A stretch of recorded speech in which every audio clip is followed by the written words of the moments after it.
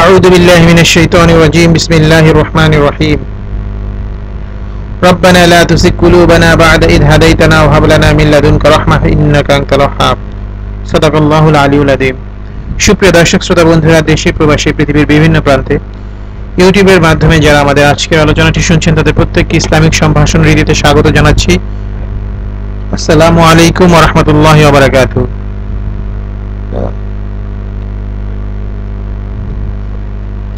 বন্ধুরা, স্বাস্থ্য এবং পুষ্টি সংক্রান্ত বিভিন্ন তথ্যপত্র নিয়ে আমরা প্রতিনিয়ত আপনাদের জন্য ভিডিও আপলোড করে থাকি, তাই ধারাবাহিকতায় আজকে আমরা আলোচনা করব জন্ডিস রোগের লক্ষণ, এটার কারণ এবং প্রতিরোধ ও প্রতিষেধক হিসেবে আমাদের কি করার আছে সে বিষয় নিয়ে। জন্ডিস সবার কাছে পরিচিত একটি শব্দ, কম বেশি সবাই এই রোগ সম্বন্ধে আপনারা জানেন। সময় মতো এর চিকিৎসা না করা হলে রোগ জটিল হয়ে মৃত্যু হতে পারে। জন্ডিস কোনো রোগ নয়, রোগের উপসর্গ। এতে চামড়া ও চোখ হলুদ দেখায়, কারণ শরীরে বিলিরুবিন নামে হলুদ রঞ্জক পদার্থের পরিমাণ বেড়ে যায়।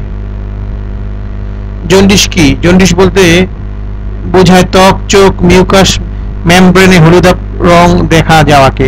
জন্ডিস কি কোনো রোগ? মনে রাখবেন, জন্ডিস কোনো রোগ নয়, বরং এটি হলো রোগের লক্ষণ। জন্ডিস আসলে কি তাহলে? ত্বক, মিউকাস মেমব্রেন এবং চোখ হলুদ হয়ে যাওয়া জন্ডিস বলে। সাধারণত আমাদের শরীরের প্রতিদিন 1% পুরনো লোহিত কণিকার স্থলে নতুন লোহিত রক্তকণিকা স্থানান্তরিত হয়। পুরনো লোহিত রক্তকণিকাগুলো বিলিরুবিন উৎপন্ন করে, যা পায়খানার মাধ্যমে শরীর থেকে বের হয়ে যায়। কোনো কারণে শরীর থেকে বিলিরুবিন না বের হতে পারলে এর অধিক বিলিরুবিনের জন্য জন্ডিস হয়।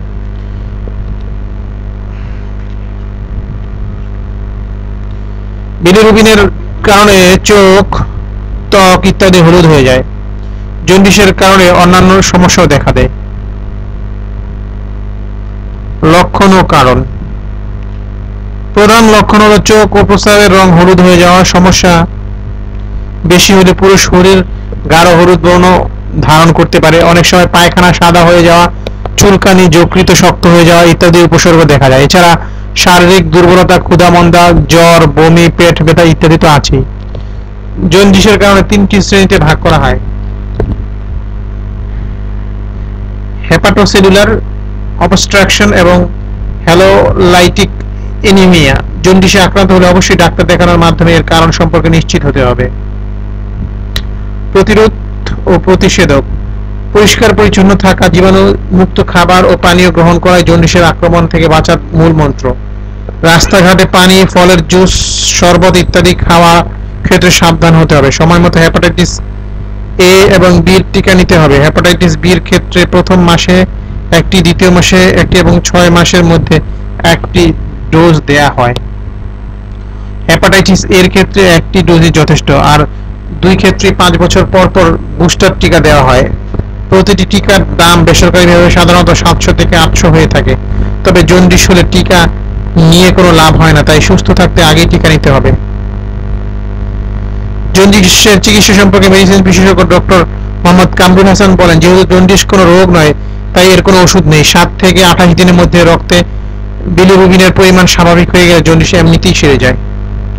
তিনি আরো বলেন, জন্ডিস হলে রোগীকে পুরোপুরি বিশ্রাম নিতে হবে, যকৃতের প্রতি অতিরিক্ত যত্নবান হওয়ার প্রয়োজন। প্রচুর শর্করা জাতীয় ও ভিটামিন সি যুক্ত খাবার খেতে হবে। গ্লুকোজ, আখের রস, আনারস ইত্যাদি জন্ডিসের রোগীদের জন্য উপকারী। জন্ডিস হলে প্যারাসিটামল, অ্যাসপিরিন বা ঘুমের ওষুধ খাওয়া উচিত নয়। পরিপাকতন্ত্রে জমে থাকা জীবাণুগুলো যাতে প্রদাহ তৈরি করতে না পারে সেজন্য রোগীকে প্রতিদিন কমপক্ষে একবার হলে পায়খানা করা নিশ্চিত করতে হবে।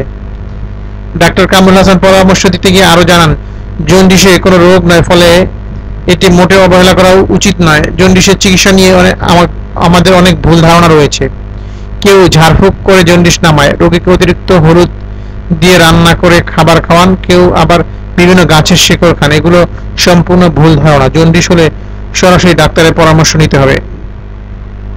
ডাক্তার কখন দেখাবেন? শিশু এবং বড়দের ত্বক, চোখ ইত্যাদি হলুদ হয়ে গেলে জন্ডিস হয়েছে বলে মনে করতে হবে এবং দ্রুত ডাক্তারের সাথে যোগাযোগ করা বাঞ্ছনীয়। তো বন্ধুরা, যারা